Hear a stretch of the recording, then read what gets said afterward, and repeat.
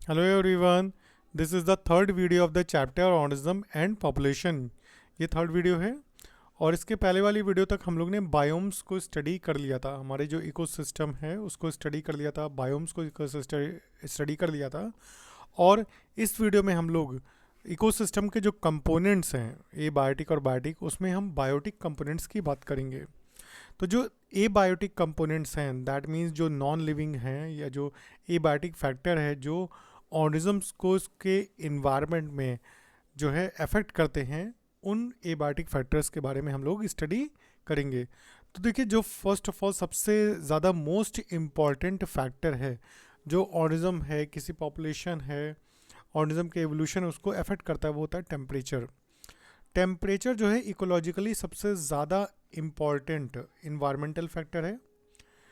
आपको पता होगा कि जो एवरेज टेम्परेचर है अर्थ पे, ये सीजनली वैरी करता है। ठीक है, मतलब जगह पे भी ये वैरी करता है। जैसे अर्थ पे कई प्लेसेस हैं जहाँ पे बहुत ज़्यादा टेम्परेचर है, कई प्लेसेस हैं जहाँ पे बहुत कम टेम्परेचर है, ज़ीरो से भी डिग्री से भी कम टेम्परेचर है। तो टेम्परेचर अर्थ पे, पूरी अर्थ पे एक जैसा नहीं है, उसकी बहुत ज़्यादा उसका वेरिएशन है।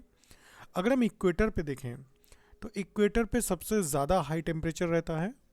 और इक्वेटर से अगर हम पोल्स की तरफ चलते हैं, जो अर्थ के जो पोल्स हैं, नॉर्थ पोल, साउथ पोल, उनकी तरफ अगर हम चलते हैं इक्वेटर से, तो जो टेम्परेचर है वो धीरे धीरे कम होता चला जाता है।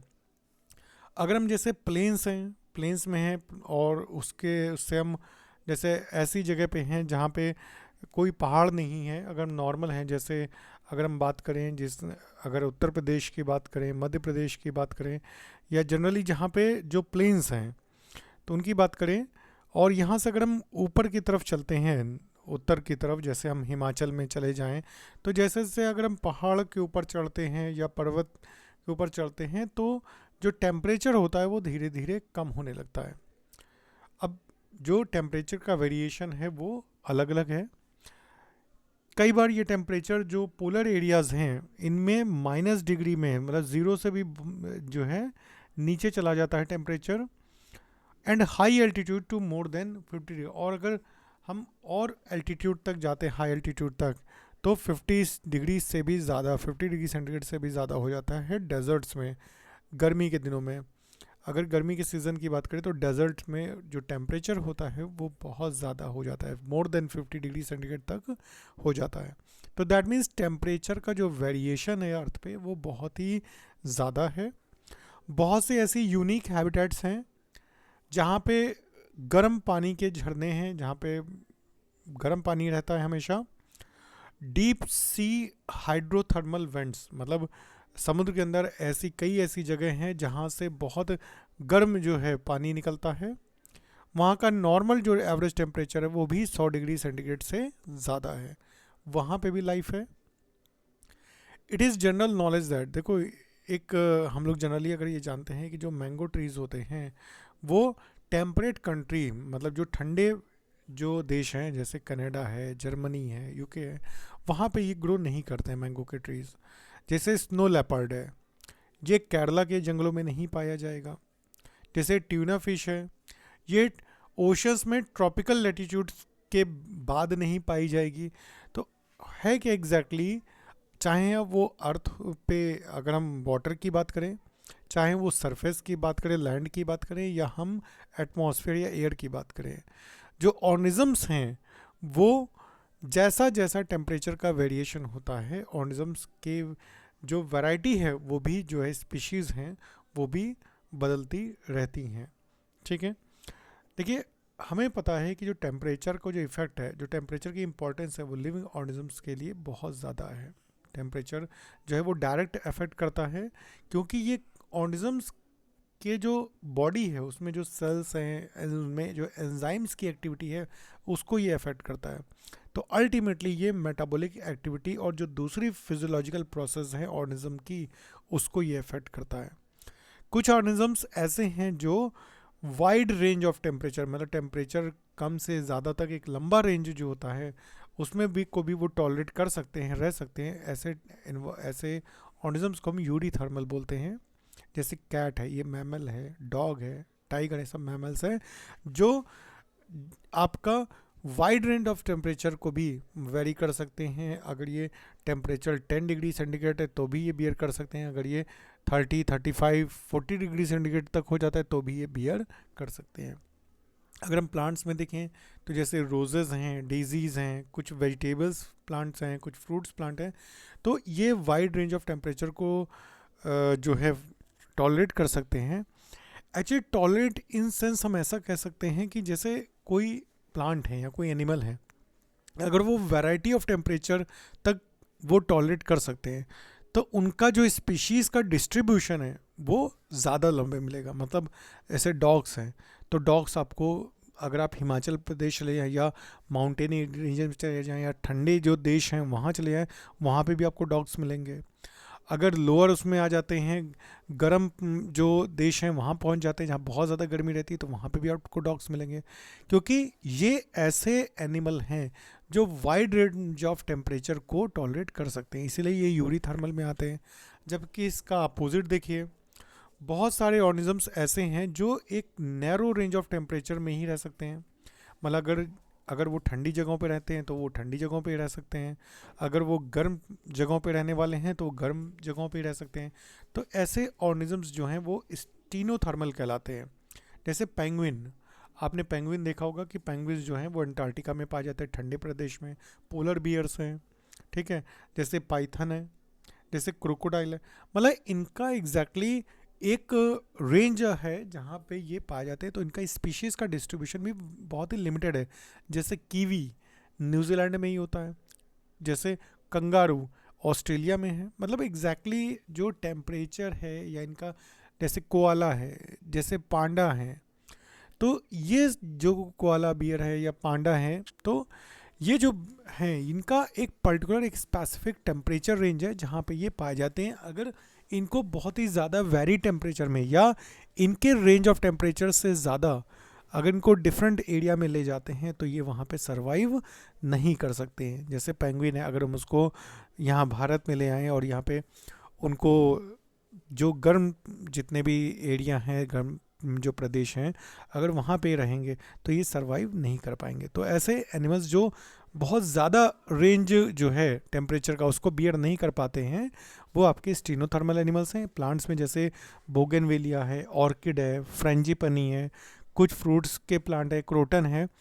तो ये सब प्लांट्स ऐसे हैं कि जिनका स्पेशीज डिस्ट्रीब्यूशन बहुत ही कम एरिया में है। जैसे ऑर्किड है, वो स्पेसिफिक कुछ ही जो कंट्रीज़ हैं जहाँ टेम्परेचर कम होता है वहीं पाए जाएंगे। बोगनवेलिया है, जैसे फ्रेंजीपनी है, तो ये एक सर्टेन रेंज ऑफ टेम्परेचर में पाए जाते हैं। तो उस रेंज ऑफ टेम्परेचर या वो ऑप्टिमम टेम्परेचर जिन कंट्रीज़ में होगा, जो इनके लिए फेवरेबल होगा, इनकी जो स्पीशीज़ हैं वहीं मिलेंगी, बाकी जगह पे ये नहीं मिलेंगी। तो अगर हम बात करें कि the level of thermal tolerance, जो टेम्परेचर को टॉलरेट करने का जो लेवल है डिफरेंट स्पीशीज़ का, ये डिटरमाइन करता है उनके जोग्राफिकल डिस्ट्रीब्यूशन पे, जिसके बारे में अभी हमने बात की कि उनका जोग्राफिकल डिस्ट्रीब्यूशन डिपेंड करता है कि वो किस रेंज ऑफ टेम्परेचर को पे सरवाइव कर सकते हैं, किस रेंज ऑफ टेम्परेचर पे वो क्या है वो पाए जा सकते हैं। इन रिसेंट ईयर्स देखो हमने देखा कि जो there has been a growing concern, मतलब एक सोचने का विषय है, एक बहुत सोचने की बात है कि धीरे धीरे जो है टेम्परेचर जो है, जो एवरेज ग्लोबल टेम्परेचर है वो क्या हो रहा है, वो बढ़ रहा है। तो बढ़ता हुआ टेम्परेचर से क्या होगा, बढ़ते हुए टेम्परेचर से ये इफेक्ट आएगा कि जो स्पेशीज़ बहुत वाइड रेंज ऑफ टेम्परेचर को में सर्वाइव नहीं कर सकती या टॉलरेट नहीं कर सकती हैं, वो धीरे धीरे इस अर्थ से क्या हो सकती हैं, वो इस अर्थ से एक्सटिंक्ट हो सकती हैं। तो सबसे ज़्यादा नुकसान उन स्पीशीज़ को आएगा जो ग्लोबल टेम्परेचर बढ़ने से, ऐसी स्पीशीज़ जो ठंडे एरिया में पाई जाती हैं या जो हीट को बियर नहीं कर सकती हैं। तो ये हम लोग ने बात की टेम्परेचर के बारे में, टेम्परेचर का क्या इफेक्ट रहता है। आइए वाटर की बात करते हैं। देखिए वाटर, हमको पता है कि हमारी बॉडी का 80% पार्ट तो वाटर ही है, और वाटर इस एनवायरनमेंट में एक बहुत ही इम्पॉर्टेंट फैक्टर है। इनफैक्ट अगर हमें पता भी है, देखो कि जो लाइफ अर्थ पे ओरिजिनेट हुई थी वो भी वाटर में हुई थी। दैट मीन्स जो जीवन अर्थ पे बना था वो वाटर में ही बना था। And it is unsustainable without water.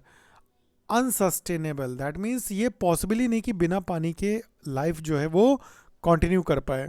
ठीक है, तो मतलब लाइफ की क्वांटिटी बिना वाटर के पॉसिबल नहीं है। जो अवेलेबिलिटी है इसकी डेजर्ट में बहुत लिमिटेड है, ये आपको पता है।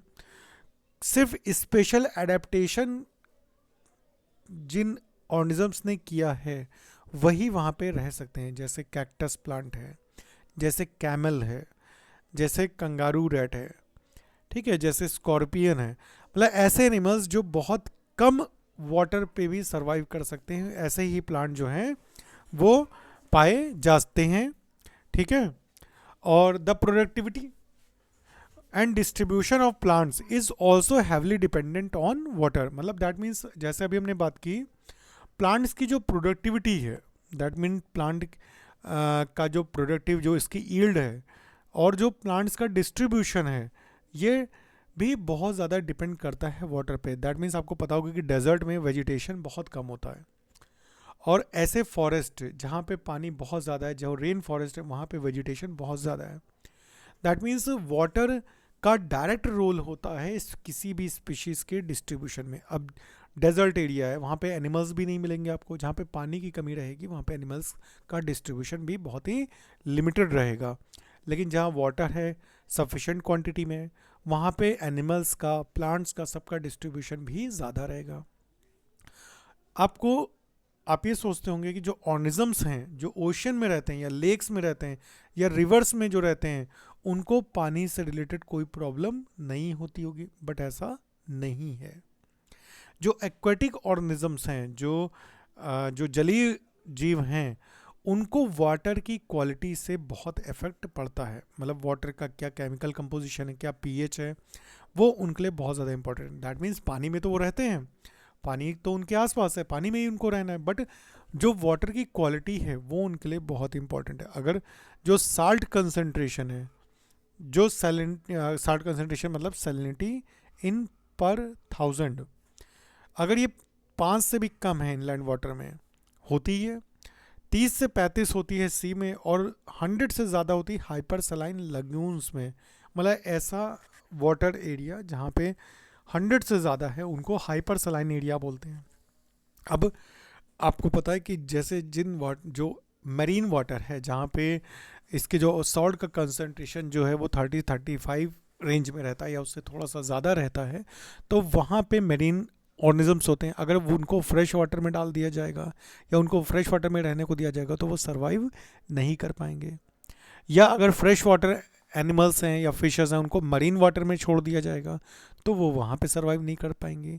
दैट मीन्स सिर्फ वाटर का होना ही सब ज़रूरी नहीं है, वाटर की क्वालिटी, उसका केमिकल कंपोजिशन, उसका पीएच, ये बहुत मायने रखता है। आपने देखा होगा कि जो रिवर्स हैं हमारे देश में, तो अगर उनमें इंडस्ट्रीज़ का गंदा जो वाटर है, जो सीवेज है, अगर वो अनट्रीटेड सीवेज अगर रिवर वाटर में जा रहा है तो उससे एक्वेटिक लाइफ पे बहुत ज़्यादा इफ़ेक्ट पड़ता है, बहुत ज़्यादा खतरे में हो जाती है, और वहाँ का जो एक्वेटिक लाइफ है वो बहुत ही ज़्यादा रिड्यूस हो जाती है। दैट मीन वाटर का जो रोल है हमारी इकोलॉजी में वो भी बहुत ज़्यादा इम्पॉर्टेंट है। अगर हम बात करें कि सैलिनिटी की, जो भी हमने बात की कि कुछ ऑर्गेनिजम्स जो होते हैं वो हाई रेंज ऑफ सैलिनिटी पे मतलब जो है वो सरवाइव कर सकते हैं, अगर नमक ज़्यादा है तो भी है, अगर सॉल्ट कम है तो भी उसके लिए वो टॉलरेंट है, तो ऐसे ऑर्गेनिजम्स को यूरी हेलाइन बोलते हैं। लेकिन अगर कोई बहुत ही रेस्ट्रिक्टेड है, नैरो रेंज ऑफ सैलिनिटी के, मतलब अगर जो सॉल्ट अगर वो ज़रा सा भी ज़्यादा होता है तो वो अगर वहाँ पे नहीं सर्वाइव कर सकते और कम हो गया तो भी सर्वाइव नहीं कर सकते, तो उनको बोलते हैं स्टीनोहेलाइन। तो बहुत से फ्रेश वाटर एनिमल्स जो हैं उनको अगर हम सी वाटर में छोड़ दें तो वो सर्वाइव नहीं कर पाएंगे, और इसका उल्टा भी होता है कि अगर हम सी वाटर के एनिमल्स को फ्रेश वाटर में छोड़ दें तो वो भी सर्वाइव नहीं कर पाएंगे, क्योंकि उनमें ऑस्मोटिक प्रॉब्लम हो जाएगी। दैट मीन्स उनका स्किन, उनका जो बॉडी है, उनका जो बॉडी का मैकेनिज्म है वो उस पर्टिकुलर सैलिनिटी पे रहने के लिए अडेप्ट है। तो आई थिंक आप लोग को ये क्लियर हो गया होगा। थर्ड जो इम्पोर्टेंट फैक्टर है बायोटिक वो है लाइट। जैसे आपको पता है कि जो प्लांट्स हैं, जो ऑटोट्रॉफ्स होते हैं, वो अपना फूड सनलाइट की प्रेजेंस में फोटोसिंथेसिस प्रोसेस के थ्रू बनाते हैं, और फोटोसिंथेसिस प्रोसेस तभी पॉसिबल है जब सनलाइट अवेलेबल होगी as a source of energy, क्योंकि प्लांट को as a energy source sunlight चाहिए। इंपॉर्टेंस ऑफ लाइट जो लिविंग ऑर्गेनिजम्स के लिए है वो आपको पता है। ऑटोट्रॉफ्स मेनली डिपेंडेंट होते हैं सनलाइट के लिए फूड बनाने के लिए, और जो हेट्रोट्रॉफ्स हैं वो डायरेक्टली या इनडायरेक्टली ऑटोट्रॉफ्स पे ही डिपेंड करते हैं। तो दैट मीन्स अल्टीमेटली इस अर्थ पे अगर एनर्जी का सोर्स है तो वो क्या है, सनलाइट है। बहुत सी स्पेशीज छोटे प्लांट्स की, जैसे जिसमें हर्ब्स आ जाती हैं, श्रब्स आ जाती हैं, जो उन फॉरेस्ट में रहती हैं जहाँ पे फोटोसिंथेसिस, जहाँ पे सनलाइट बहुत कम पहुँच पाती है, बहुत लो लाइट कंडीशन पहुँच पाती है, तो वहाँ पे वो अडेप्ट कर जाते हैं फोटोसिंथेसिस करने के लिए बहुत ही लो लाइट कंडीशन में, क्योंकि उनको हमेशा बड़े ट्रीज की शेडो मिलती है, और वो हमेशा जो लार्ज कैनोपी ट्रीज होते हैं उनसे ओवर शेडोड रहते हैं, उनको कम लाइट मिलती है, तो वो अपने आप को वैसा ही अडेप्ट कर लेते हैं। बहुत से प्लांट्स हैं जो डिपेंडेंट होते हैं सनलाइट के लिए, सिर्फ अपने फूड की प्रिपरेशन के लिए नहीं, बल्कि उनका फोटो पीरियड रिक्वायरमेंट उनकी फ्लावरिंग के लिए। आपने देखा होगा कि लॉन्ग डे प्लांट होते हैं, शॉर्ट डे प्लांट होते हैं, डे न्यूट्रल प्लांट होते हैं। तो उसमें लॉन्ग डे प्लांट वो होते हैं जिनको अपने फ्लावरिंग के लिए ज़्यादा अमाउंट में लाइट चाहिए होती है, ज़्यादा लंबा ड्यूरेशन चाहिए लाइट का। जो शॉर्ट डे प्लांट्स हैं उनको कम ड्यूरेशन चाहिए लाइट का। तो वो दैट मीन्स लाइट भी एक इकोलॉजिकली बहुत ही इंपॉर्टेंट फैक्टर है, जिसमें प्लांट की मेन प्रोसेस फोटोसिंथेसिस डिपेंड करती है, और उस लाइट के वेरिएशन के बेसिस पे जो प्लांट्स हैं वो अपने आप को अडेप्ट कर लेते हैं वैसे इन्वायरमेंट के लिए। अब प्लांट्स को छोड़ते हैं, एनिमल्स में बहुत सारे एनिमल्स जो हैं उनके लिए भी लाइट बहुत इंपॉर्टेंट है। आपने देखा कि बहुत से एनिमल डायर्नल होते हैं। डायर्नल दैट मीन्स कि जो दिन के समय वर्क करते हैं, एक्टिव रहते हैं। सीजनल वेरिएशन जो लाइट इंटेंसिटी में होता है, या जो फोटो पीरियड का ड्यूरेशन होता है, ये सब वो फैक्टर हैं जो लाइट की वजह से होते हैं। अब उनका जी जैसे एनिमल्स का फोरेजिंग का टाइम है, रिप्रोडक्शन का टाइम है, या उनकी माइग्रेटरी एक्टिविटीज़ का टाइम है, जो उनका सीज़न है वो भी लाइट पे डिपेंडेंट होता है। लाइट की जो अवेलेबिलिटी है लैंड पे, that is closely linked with that of temperature, वो टेम्परेचर से लिंक्ड रहती है। दैट मीन्स आपको पता है कि सनलाइट जितना पहुँचेगी टेम्परेचर उतना बढ़ेगा। दैट मीन्स लाइट और टेम्परेचर ये जनरली एक दूसरे के पैरेलल हैं, एक दूसरे के डायरेक्टली प्रोपोर्शनल है। और लाइट और हीट के लिए सन पे जो सोर्स है आपको पता है वो अल्टीमेट सन ही है। आपने देखा होगा कि अगर हम ओशन की बात करें, ओशन में अगर हम 500 मीटर से ज़्यादा डेप्थ में चले जाते हैं तो वहाँ का इन्वायरमेंट बिल्कुल डार्क है, और वहाँ पे जो रहने वाले एनिमल्स हैं, जो ऑर्गेनिजम्स हैं, उनको लाइट की या सन की एग्जिस्टेंस के बारे में कोई खबर ही नहीं है। दैट मीन्स उनको सन से कोई मतलब ही नहीं है। दैट मीन्स कि वो डार्क में रहने के लिए अडेप्टेड है। जो स्पेक्ट्रल क्वालिटी होती है सोलर रेडिएशन की, वो भी लाइफ के लिए बहुत ही इंपॉर्टेंट है। दैट मीन्स अगर हमको यूवी रेज ज़्यादा मिलने लग गई तो हमको हार्म कर जाएगा। हमको क्या, जितने भी ऑर्गेनिजम्स हैं अर्थ पे सबको उसका इनडायरेक्ट जो है नुकसान होगा। तो आपको पता है कि जो यूवी कंपोनेंट है स्पेक्ट्रम का वो हार्मफुल होता है बहुत से ऑर्गेनिजम्स के लिए। सभी जो कलर कंपोनेंट्स हैं विजिबल स्पेक्ट्रम के, आपको पता होगा विब्ग्योर रीजन होता है, वो मैरीन प्लांट्स के लिए अवेलेबल होते हैं जो अलग अलग डेप्थ में ओशन के पाए जाते हैं। दैट मीन्स जो प्लांट्स हैं, आपको पता होगा कि अगर ओशन की सरफेस से डेप्थ तक जाते हैं तो वहाँ आपको सबसे ऊपर ग्रीन एल्गी दिखेगा, उसके बाद आपको ब्राउन एल्गी दिखेगा, येलो एल्गी दिखेगा, देन फाइनली रेड एल्गी दिखेगा।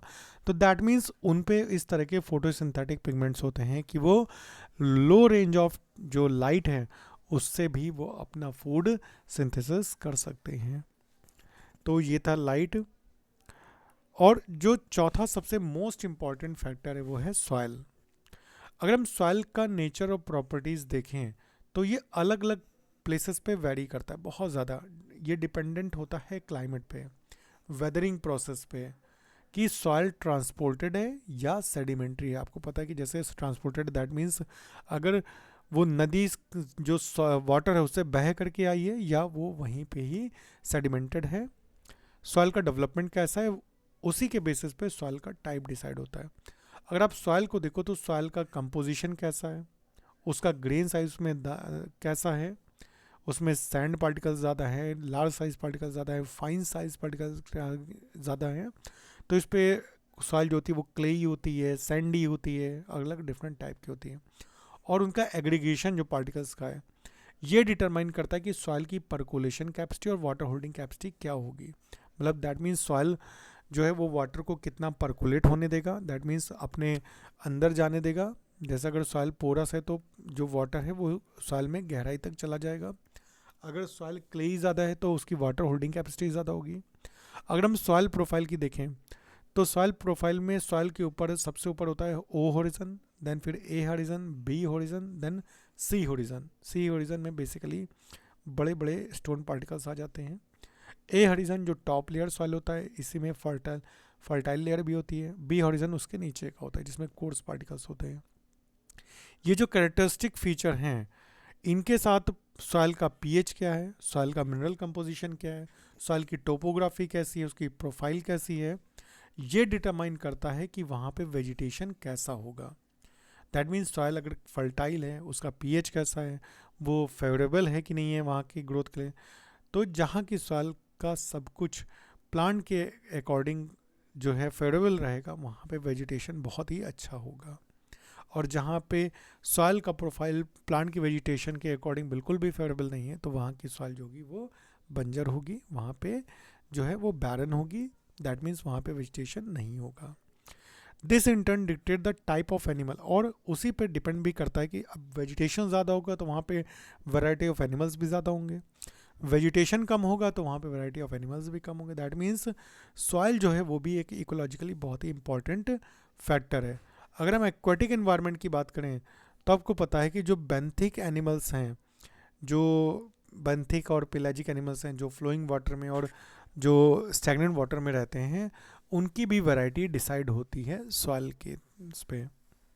सॉइल की कैसी है, सॉइल सेडिमेंट्री है कि क्या है, इस पे भी डिपेंड करता है। दैट मीन्स सॉइल का पीएच, उसका मिनरल कंपोजिशन, उसकी टोपोग्राफी वहाँ के वेजिटेशन को डिसाइड करती है, और वेजिटेशन जो है वो वहाँ पे पाए जाने वाले एनिमल्स को डिसाइड करता है। तो अभी हमने 4 मोस्ट इंपॉर्टेंट फैक्टर देख लिए। कौन कौन से? टेम्परेचर देखा, वाटर देखा, लाइट देखा और सॉइल देखा। तो ये मेजर एबायोटिक फैक्टर हैं जो किसी भी प्लेस का जो आपका एक तरीके से वहाँ का पाए जाने वाला जो फ्लोरा है और फौना है वो जो है वो डिसाइड करते हैं। ये फैक्टर्स जो है इकोलॉजिकली बहुत ही इंपॉर्टेंट हैं। ये डायरेक्टली या इनडायरेक्टली फ्लोरा और फौना को अफेक्ट करते हैं। फ्लोरा दैट मीन्स वहाँ पे पाए जाने वाले प्लांट्स, और फौना दैट मीन्स वहाँ पे पाए जाने वाले एनिमल्स। तो ये एबायोटिक फैक्टर थे। अच्छा लगा हो तो वीडियो को ज़रूर लाइक करिए, चैनल को सब्सक्राइब करिए, ताकि आपको इस सीरीज़ के और आगे की बहुत सी सीरीज़ के आपके वीडियोस के जो नोटिफिकेशन है आपको मिलते रहें। बने रहिए जिससे आपकी बायोलॉजी जो है पूरी कंप्लीट जो है प्रिपेयर हो जाए। तो तब तक के लिए thank you all and have a nice day बेटा।